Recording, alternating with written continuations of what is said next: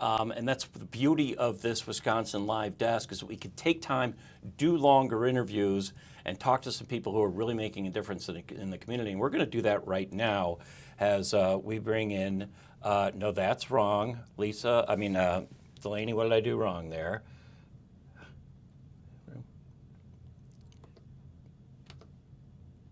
Box 2, router 1. You know what? I'm just going to go right to our guest. There he is. I'll worry about the double box later. Jason Alston is our guest right now. He is the owner of Heaven's Table Barbecue on North Avenue. And you are right now at MATC, where you also teach. So start by telling me a little about what you're doing there. What is your job at MATC? I'm a culinary instructor. Basically, my students are anywhere from 18 to 60 years old. And so I teach a few classes. I teach mise en place, which is essentially the first lab you would ever take. Coming into culinary school, it teaches you how to control fire, how to cook correctly, things like that. I teach sustainability, which talks about more how food is manufactured, eating the right kind of foods versus processed foods. Teach nutrition, which is pretty much the same thing. And I pretty much sub in wherever I'm needed. Pretty diverse. You and I first met, I think it had to be 2018, 2017, because I would come down to the Crossroads Collective right there on Milwaukee's east side. And for those who haven't been there, and it's still there, actually, I believe it's closing. No, it has closed already. Yeah. But it was very vibrant when we met, and there were a series of restaurants there. There was Egg and Flour was in there, and different startups. And I stumbled upon your place, Heaven's Table, and would it be fair to say that I became a regular? Absolutely. Yeah. Absolutely. It was my first time seeing you outside of work clothes. Yeah, and I was there on a fairly regular basis because I was just really drawn to your barbecue. And I think what's really interesting is you didn't grow up being this great barbecue expert, by your own admission, right? The first times out of the gate, you said you had trouble even starting the fire. Absolutely. Absolutely. It was a catastrophe. I had to teach myself how to build a fire because I was going with wood instead of charcoal. And I thought I was supposed to use every piece of wood known to man, and the meat tastes like tree bark once we were done. And you've since improved your skills, obviously. Yeah, a lot of trial and error, but just the resilience of wanting to be really good at it has gotten me where I am. Yeah. And you were there for a while, and then you moved to the 5400 block of, I think it's 5401 North Avenue, correct me if I'm wrong, and you set up a bigger space there because you were growing and you were successful. Things were pretty good, but that location has been good to you, yeah? Yeah, the location's been good. The neighborhood is great. They do a lot. They built a park around the corner up the street, and so we do a lot of things together as restaurateurs in that area. So it's become more of a family over there. And it was a family on the east side, but we each have our own businesses. And so we're doing things to kind of help support one another in these times too. So the restaurant is going well, right? That's not a problem. You got a good clientele. You do catering, right? You've done a very successful catering business, Yes. right? You're not the kind of guy to brag on yourself, but tell me about the kind of clients you've had, because you've been sought after. So please brag on yourself for a second, because I'm setting up the more important part of this interview. We have done multiple caterings for JD Baird.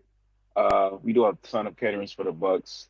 And we were the only restaurant, really business chosen at all, to do the NFL draft in the Green Bay this year.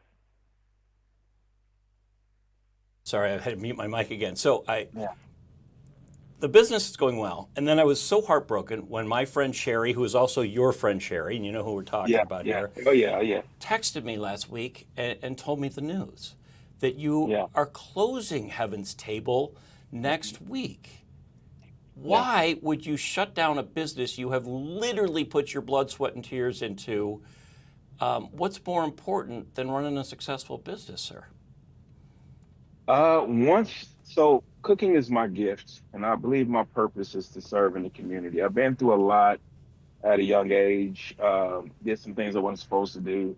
Well, really lit the fire was working here at the college and run into a lot of young adults and people that went through what I went through as it pertains to, getting in some trouble, dealing drugs and doing some time in prison, and just really being able to let my story influence them to know that there's another path that they can take. And growing up in a single family household really motivated me to start a business, nonprofit called Foundation Builders. And essentially what that is we come together in the mornings on a Zoom, just kind of talk about some things to get our day started off right. Um, and talk about those things that may have tarnished our foundation growing up. We've all been through similar things, no matter what race we are, and so understanding how we got out and how we coped with it instead of isolating ourselves and holding things in is important. And I've it's become more of a demand for that. And and just like I stepped out on faith and opened this restaurant, I am hanging the wood up for a sec and doing more things in the community. Because the needs of the community are pulling you in that direction. I mean, I love your candor in talking about your journey and your travel, and you say, look, it's been less than perfect. You know what? Guess what? Hmm. A lot of life is messy, right? And Hmm. first of all, you got Hmm. to acknowledge that. And then there's the thing we all deal with: childhood trauma, things in our background, Yeah, things in yeah, our past that have made us who we are, for better or for worse. And what you're saying to these other young men, and I imagine a lot of them, you say, are young men of color, yeah, say, hey, look at me. I was there. I made some mistakes, but now look at me. I run this yeah, amazingly successful restaurant. I guess what I don't understand is, why can't you do both? And it's easy for me to say, I'm asking yeah. selfishly as a guy that loves your product, but explain why you can't ride these two bicycles at once. One of the biggest mistakes I would say I did make as a business owner was not developing a team. And I found that out after opening that this team is necessary so that I could step away and do these things. Um, but I believe it's been 7 years. I've gave it a go, done well, but the need is far greater.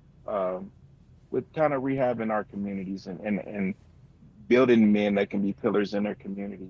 And what I'm learning is the more you have in common, the more that wall of the fence breaks down so that they can hear your story now and what you have to say. How can how are you going to be able to survive though? I mean, this restaurant is your livelihood, right? Mhm. Is this calling now going to be your livelihood? How is that going to Yeah, work? I yeah, mean, I don't mean to it's get gonna too be. personal, but No, no, yeah, it's gonna be. And I just it's an act of faith. It's just I think faith is believe. It's like being in a dark room and you have no idea how to get out, but you can trust the voice telling you the door is this way, mhm. and that's how I got to where I am with the restaurant. I left being comfortable, making a salary, just had my first kid, just got married. So when I'm telling my wife I have to probably quit and choose one, she's looking at me like, "What are you talking about?" And so it's kind of like the same thing. I think this time it's more or less easier because she saw what happened the last time it happened. There's such a void for this. You would be amazed if I tell you how many. We have a program in here um, called Food Advocacy, and we do a bunch of pre-packaged meals for students, and we're going through 400 to 500 a week. And we're not talking homeless people; we're talking students that are struggling with living day to day, and students that are emailing me certain things, and it's just it's a need that needs to be met, and I'll survive. I have faith I'll survive. um Otherwise I'll be calling your phone soon. You can call it, yeah, I'll have it and I would help you any way I can. What becomes of the restaurant though? So the restaurant will close. Still trying to figure some things out, possibly get somebody else to come in um to take it on. I have no idea yet. I just know I had got a date and I had to stick to it. So this week would be like the last full week, and then we'll go Tuesday next week. So you'll still get the favorites. I'll bring the pastrami back, the things that sold pretty well. I'll be there to greet people, take pictures, and making that post was the hardest thing I've ever had to do in my life. Mm-hmm. Just looking back at the memories, I got the picture with you and just the different Yeah, I people I made was I able to made I meet made along the this cut. I journey. was honored to make the cut there. Yeah, it's like, I shed some tears like, man, it's been 7 years and I'm glad I built the relationships. I didn't know how much of an impact this restaurant made on the city um, until it happened. Because I always kept it moving and kept a smile on my face no matter what. I'm going to ask you two more questions. One is Yeah. an easier one. For those of us who are going to be jonesing for good barbecue, I'm not going to ask you to, pick one of your competitors just yet because Yeah. we want to go to you until next Tuesday. What's one piece of barbecue advice you can give weekend smokers like me? Take your time. Mm-hmm. YouTube is your best friend. Okay. And for you, my phone is always available. Okay. I would say keep trying. If you fail, you learn from failing.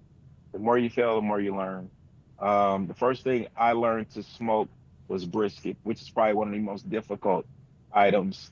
And so it won't take everyone else this long, but it took me Yeah. at least 4 years to get it down. Okay. And I remember one of my good buddies who I'm going to recommend, one of my mentors, Alex, Firewise Barbecue.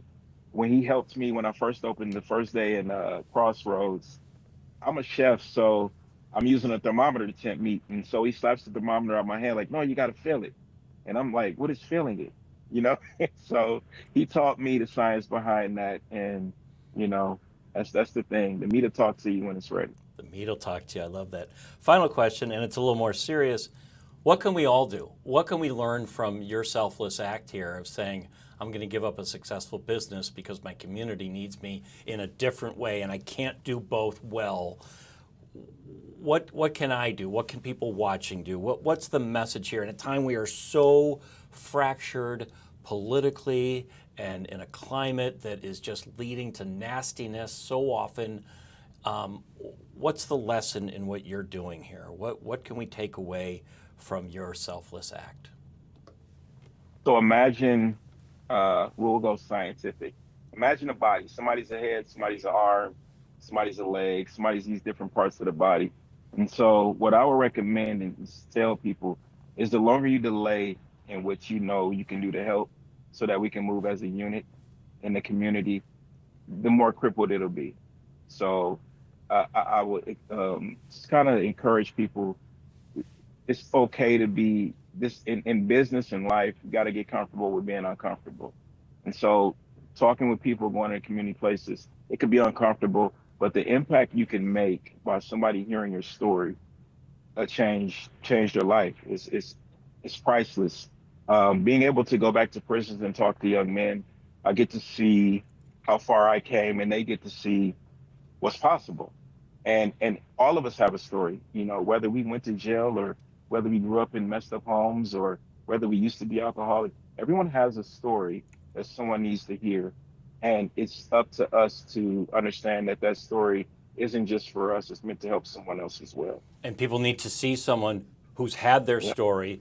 And Yep. so it's very easy to say, I can't do it. I have this and this and this in Yep. my past. Yep. Okay, and Yep. you're here to say, that's fine, but look at Yeah. where I am and I was there. So Right. you can do this. And I think, I Yeah. think, We complain a lot yeah. and don't do anything, and it's like putting your money where your mouth is.